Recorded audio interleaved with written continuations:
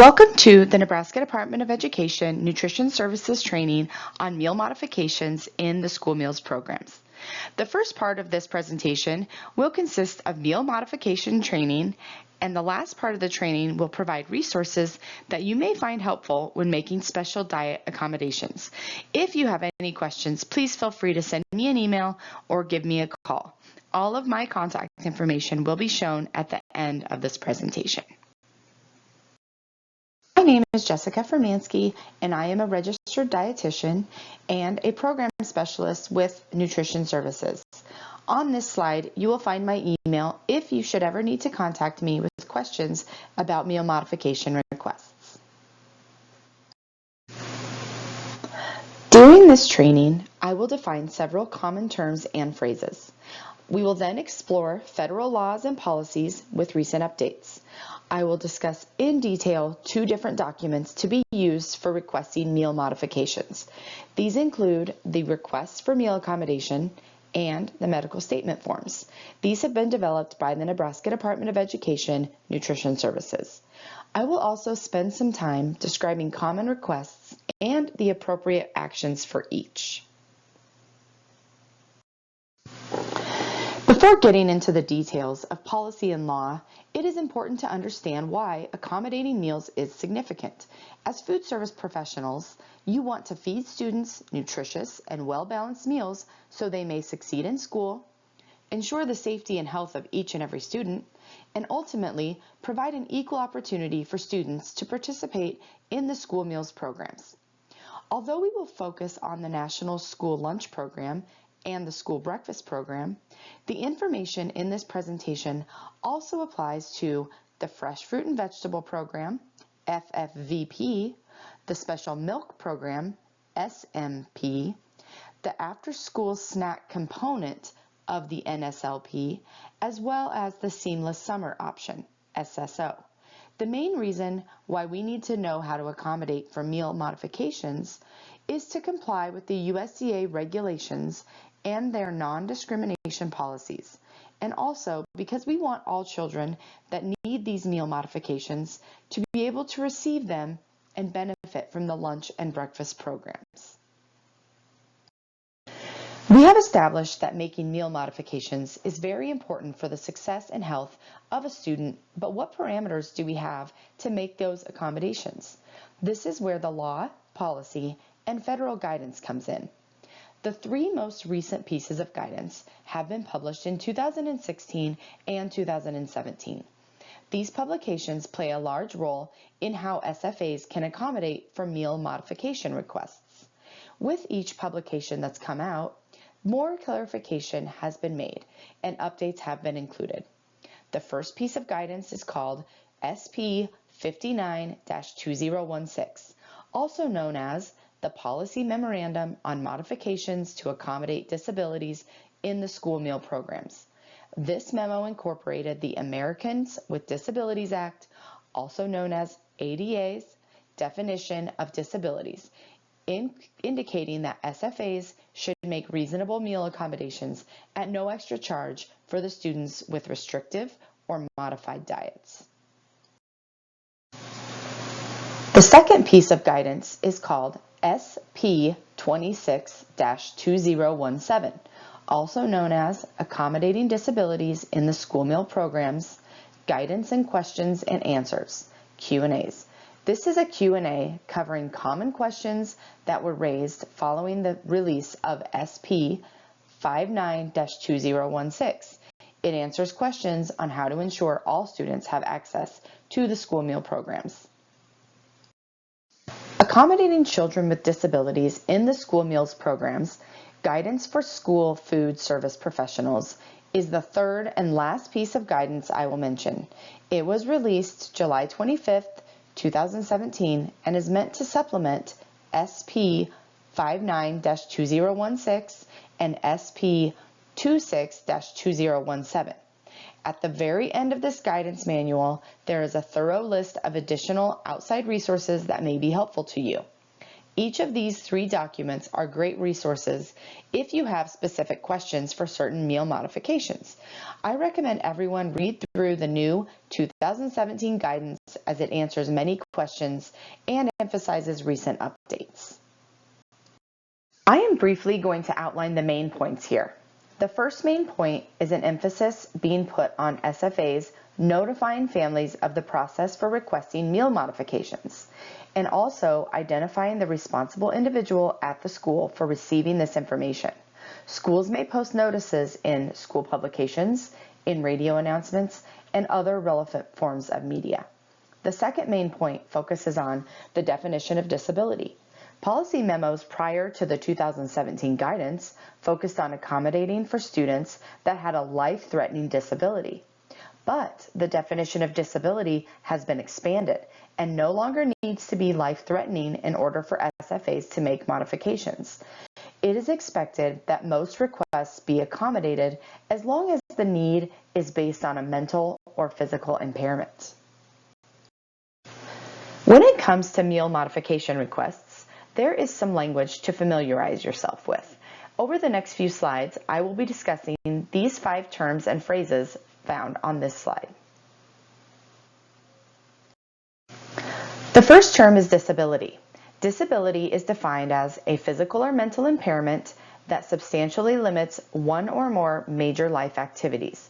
With this expanded definition, more meal accommodations can be made. Even episodic disabilities or those that occur occasionally and at irregular intervals are considered disabilities. The definition of disability talks about major life activities, but what does that entail? A major life activity may include anything that limits a person from taking care of oneself or alters how someone can see, hear, speak, learn, read, think, etc. A major life activity also includes anything that limits bodily functions, such as the immune, digestive, or endocrine systems, as well as other systems listed on this slide.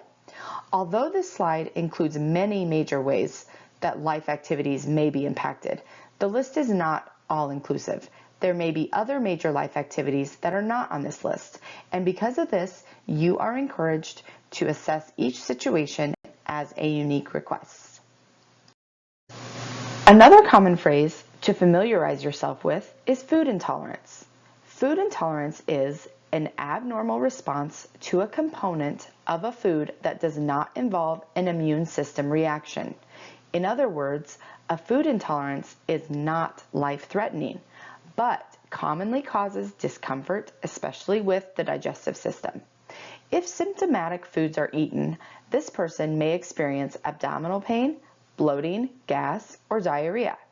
The most common types of intolerances you may encounter revolve around gluten and lactose.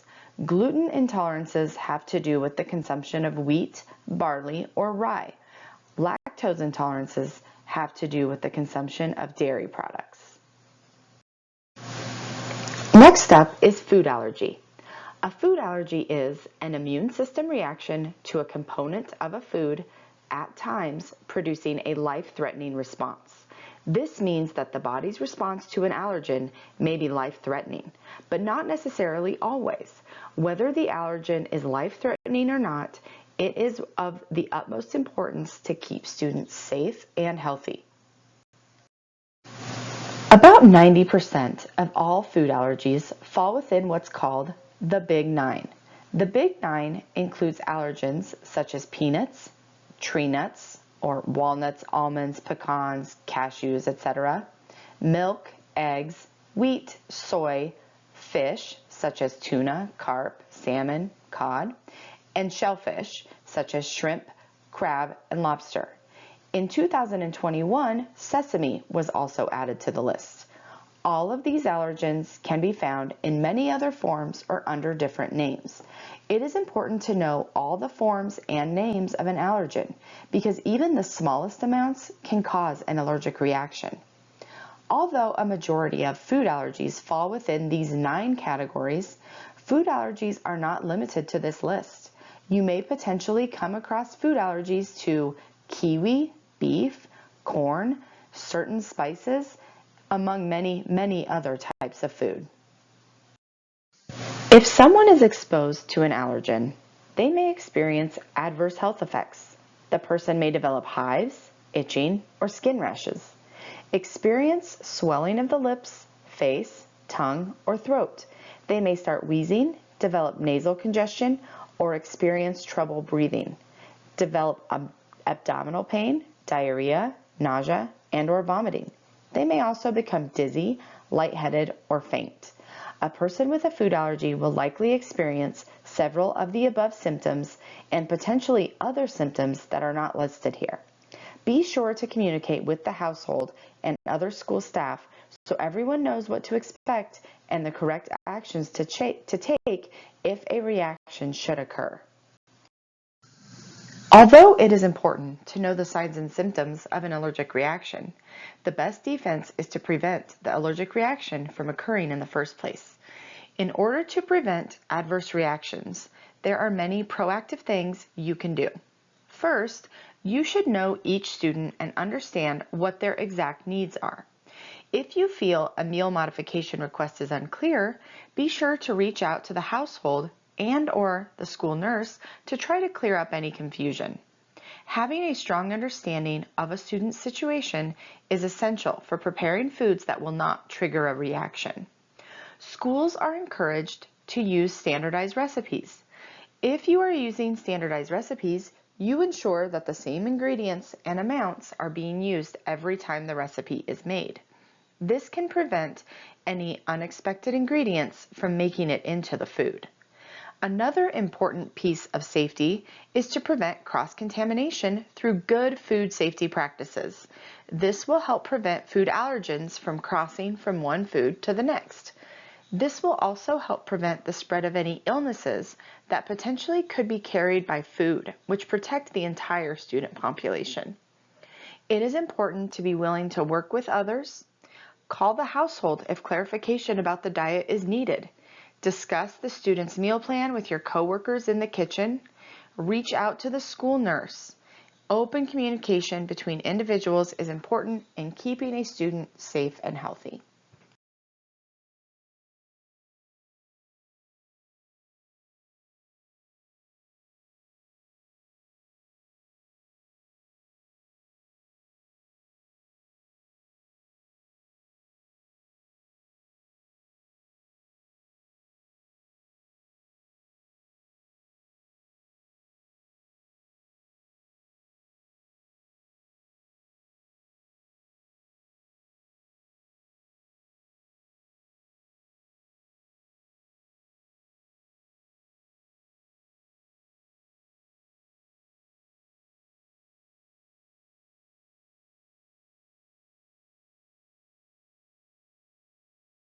And finally, know how to read nutrition facts labels.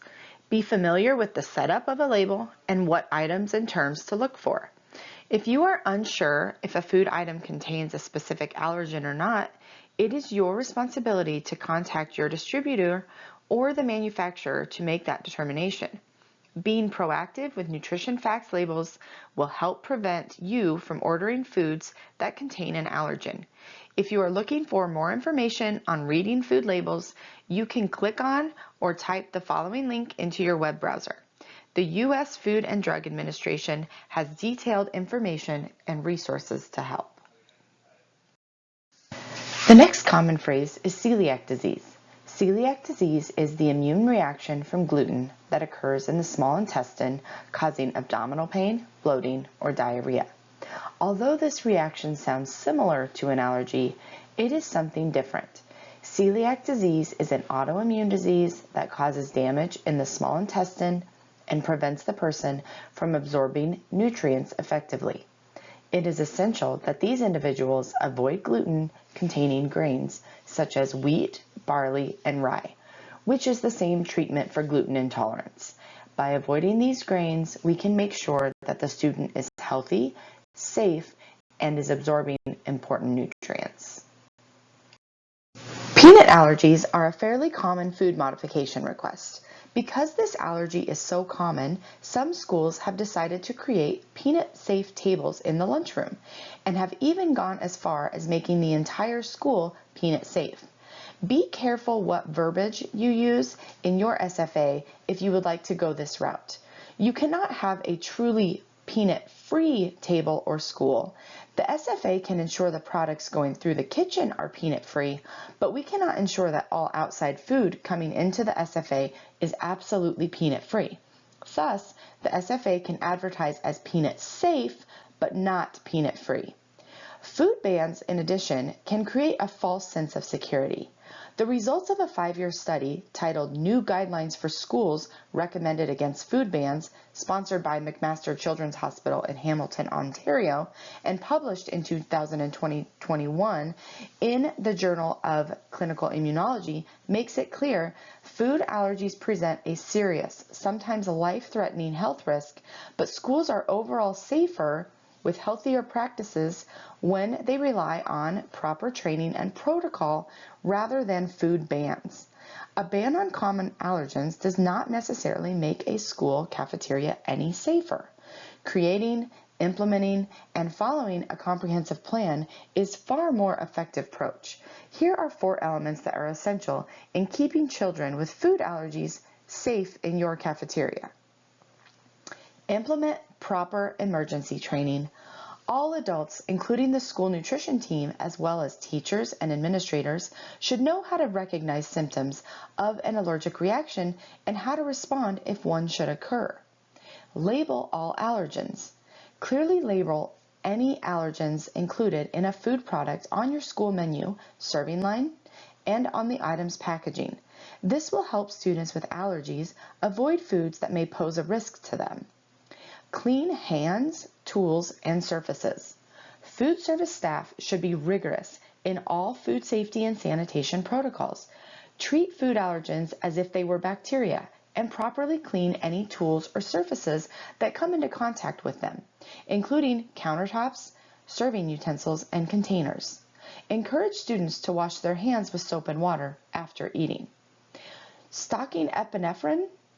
All schools should have unassigned EpiPens or similar epinephrine injectors in stock and easily accessible by multiple adults in the event that a child suffers an allergic reaction.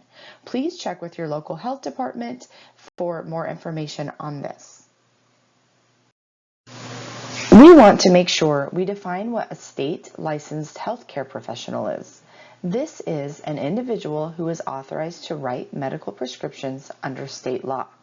These individuals may include a physician, a physician's assistant, advanced practice registered nurse or nurse practitioner, chiropractor, or licensed medical nutrition therapist that is working with a licensed physician. This distinction is important as we discuss the medical statement form in future slides. Although we only discussed 5 different phrases, there are many other definitions you may want to look up if you have questions. Additional definitions can be found at the back of Accommodating Children with Disabilities in the School Meal Program's Guidance for School Food Service Professionals. Now that we have reviewed some common language and terms, we can now talk about meal modification requests and forms. SFAs are to make reasonable meal accommodations for students with mental or physical impairments. What deems a reasonable meal accommodation is to be determined by the SFA. Because SFAs are encouraged to provide meal modifications, open communication is key to keeping students safe and encouraging participation in the school meals programs. The request for meal accommodation and the medical statement forms are meant to be a documented form of communication between the student, the parents or guardians, and the SFA. The request for meal accommodation form can be seen on the left, and the medical statement form can be seen on the right. We will discuss each of the forms in detail. This form is called the Request for Meal Accommodation form. This is to be completed by the student or parent and guardian when requesting modifications that fall within the program meal pattern. For example, this form could be utilized if a student has an allergy to a single fruit or vegetable, such as strawberries. In this case, the SFA would simply offer the student another fruit in place of the strawberries. To fill out the form, the student or parent and guardian will need to provide the student's information. This information includes student's name, date of birth, the name of the parent or guardian, and the school building the student attends. Several different forms of communication with the household are also requested, such as a telephone number, an address, and an email address. In the next section, it is requested that the type of dietary restrictions or modifications be described. Following that, a description of the physical or mental impairment needs to be listed. It is not required that a medical diagnosis be included, only a description is required. The bottom half of the form includes the civil rights statement that protects individuals from discrimination. The statement includes contact information for individuals to request accommodations or to file a complaint of discrimination if necessary.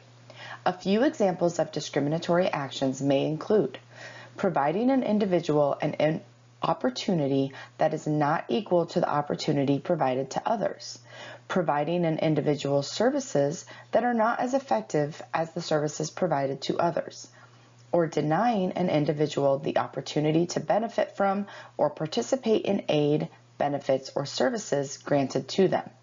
These three examples really drive home the importance of providing meal accommodations to students with specific dietary needs.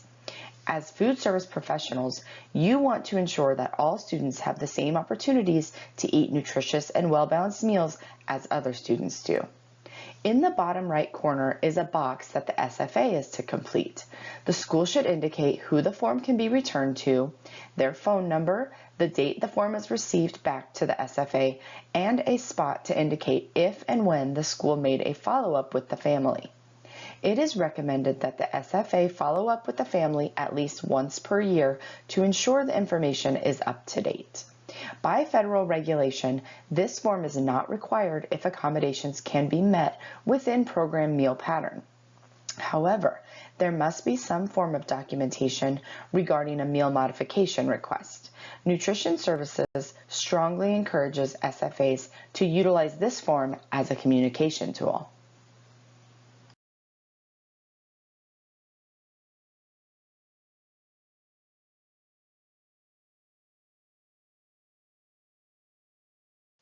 The second form is the medical statement. This is to be used if meal accommodations cannot be made within the program meal pattern. An example of this might be a student's family requesting a gluten-free diet due to celiac disease. Gluten-free products are not always whole grain rich, and because of this, these meals would not fall within meal pattern, thus requiring a medical statement. The medical statement requires the same student information and contact information as the request for meal accommodation form. This form also requires a description for the physical or mental impairment and any dietary restrictions or modifications. Again, a medical diagnosis is not required to be listed. Foods to omit and foods to substitute can be listed, if applicable. There is also a section to indicate if texture or thickness modifications are needed. With a medical statement on file, an SFA can be reimbursed for meal modifications outside of the program meal pattern. On this form, there is a space for the signature of a state licensed medical professional, their printed name and title, contact information, and the date the document was signed. This form may also be signed by a registered dietitian.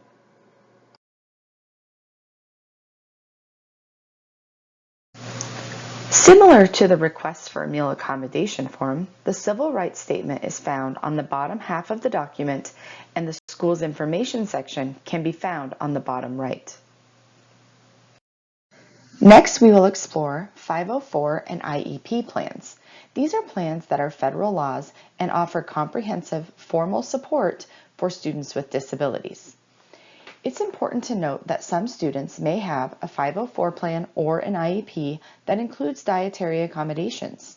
A 504 plan generally encompasses health-related accommodations, and it may include, but isn't limited to, learning disabilities.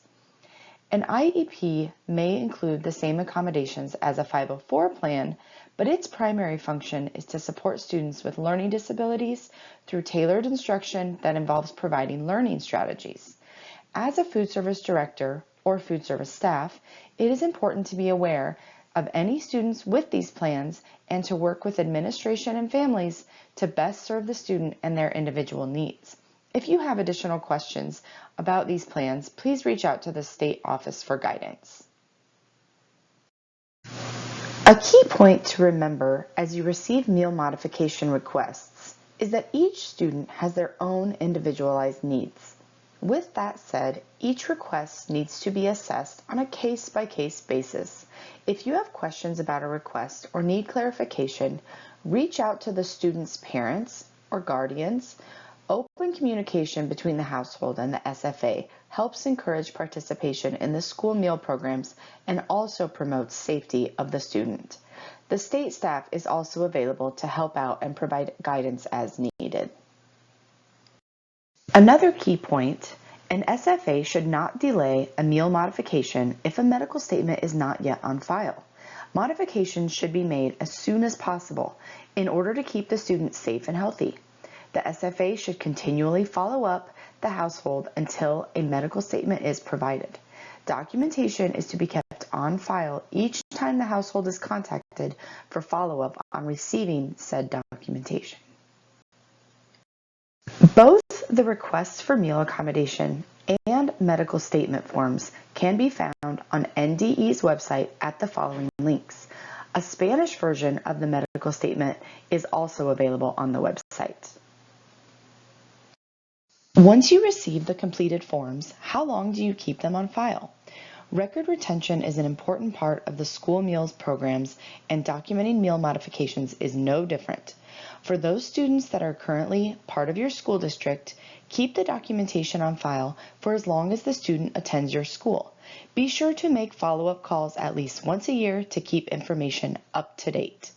For those students who are part of your school district and no longer need meal modifications, keep that documentation on file for 3 years plus the current year. This is the same time frame for any other documentation pertaining to the school meals program. As far as reimbursement goes, SFAs can claim meals for reimbursement when modifications are made within meal pattern and modifications that are made outside of meal pattern that have supporting documentation, such as the medical statement form. There is no additional reimbursement for any extra costs accrued for providing meal accommodations. Offer versus serve, or OVS, gives students more control in the foods they choose to take and eat. OVS may help reduce food waste and even encourage students to try new foods. With OVS, a student can create a reimbursable meal without taking all 5 components. In the case of meal modifications, a student cannot be asked to exclude a food component. This would not be considered a reasonable modification and could not be claimed for reimbursement. The student must still be offered all 5 components. If a student cannot have a food component being offered, the SFA is expected to offer a reasonable substitution for that component. Even if the student does not take the component offered, the option still needs to be available to them. For example, you have a student needing a gluten-free diet, and you are serving hamburger on a bun one day. The best practices would be to offer the student a gluten-free bun or equivalent to go with their hamburger. The student cannot be asked not to take a bun because a gluten-free option is not available. A gluten-free option should be available to the student every day. As previously emphasized, SFAs must take requests on a case-by-case basis because each request will be unique. That said, requests can cover a wide spectrum of scenarios. I will cover some basics of the more common requests you might receive. Another meal modification request you might receive revolves around portion sizes. An SFA may come across a meal request that would fall under or over the minimum portion sizes for the school meal program, meal pattern. Whether for smaller portions or larger portions, the request must be verified with a medical statement signed by a licensed healthcare professional. If the SFA is accommodating for larger portion sizes, the SFA will not receive additional reimbursement from the school meal program to cover extra costs. To cover these costs, the SFA may use funds from the school food service account, general fund account, or special education funds if it is specified in a student's individualized education plan or IEP. Another meal modification request an SFA might receive is to serve a specific brand name item. In this case, it would need to be verified with a medical statement in order for the SFA to provide the brand name product. It is recommended that the SFA follow up with the household to determine if the brand name product is the only product that can be served or if certain generic brands may be equivalent to the name brand items. Many times, the generic brands will be sufficient. Some households may request meal accommodations based on preferences. These requests may be based on cultural, religious, or ethnic backgrounds. SFAs are not required to accommodate for meal preferences, although providing such accommodations may help participation in school meal programs. SFAs are strongly encouraged to consider making accommodations even if it is as simple as providing more information on monthly menus. The SFA may choose to indicate meals that have pork in them, indicate foods that are vegetarian, indicate foods that may contain milk, soy, or egg products, etc. The SFA can adapt the menu information depending on what the needs of the student population are. Any meal modifications made based on preference must fall within meal pattern. SFAs are responsible for any additional costs accrued from making such accommodations. No additional funding will be granted to the SFA to cover these expenses. Milk is by far the most common accommodation requested. The requests may be based on a preference or may be deemed medically necessary. Again, if the request is a cultural, religious, or ethnic preference, the SFA is not required to accommodate but are encouraged to consider the request. If the request is based on a mental or physical impairment, the SFA is expected to make the accommodation. Some cases may be accommodated within meal pattern and do not require a medical statement. A good example of this would be providing lactose-free milk for a student with a lactose intolerance.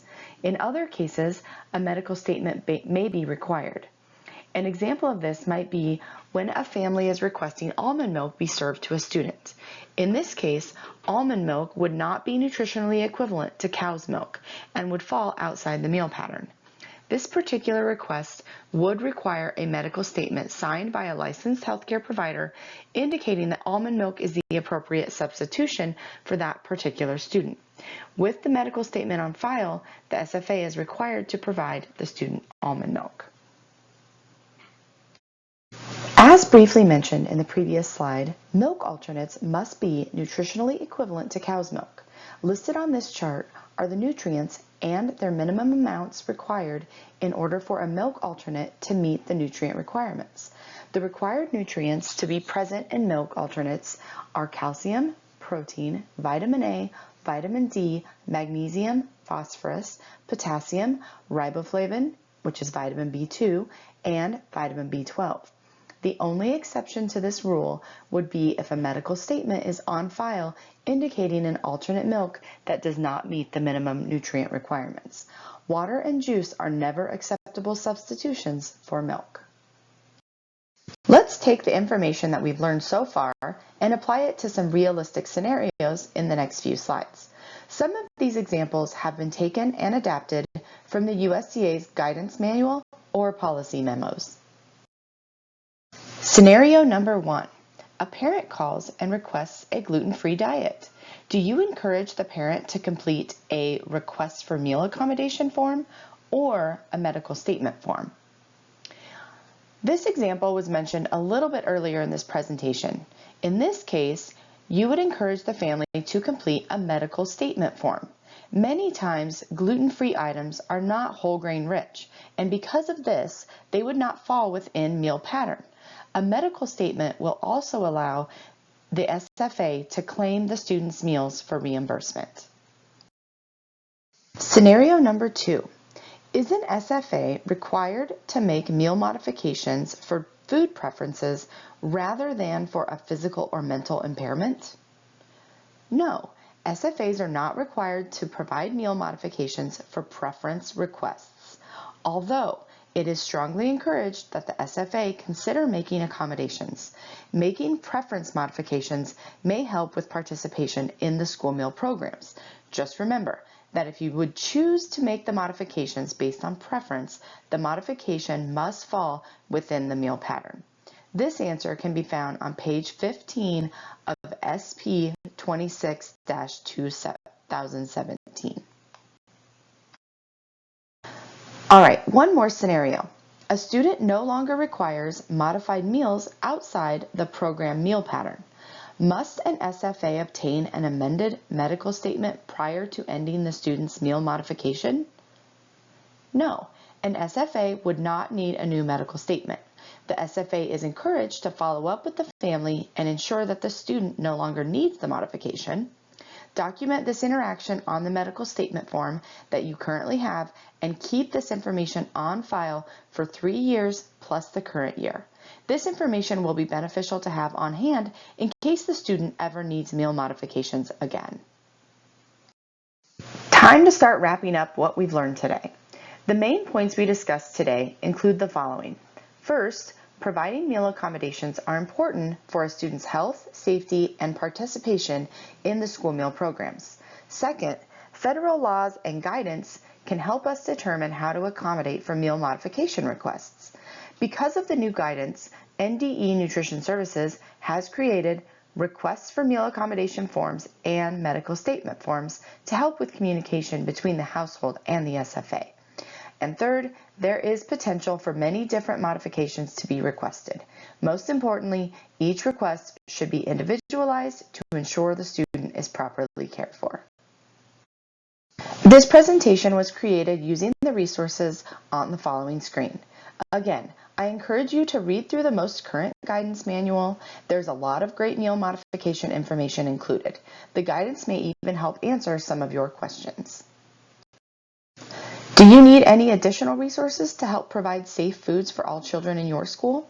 Here are some options from reputable sources. Each source is linked if you click on the topics under the organization. If you have additional questions that have not been discussed during the session today, please contact me via phone or email. My email can also be found at the beginning of this training. You may also visit the Nutrition Services Special Diet webpage. This webpage has additional information that you may find useful in your food service operation.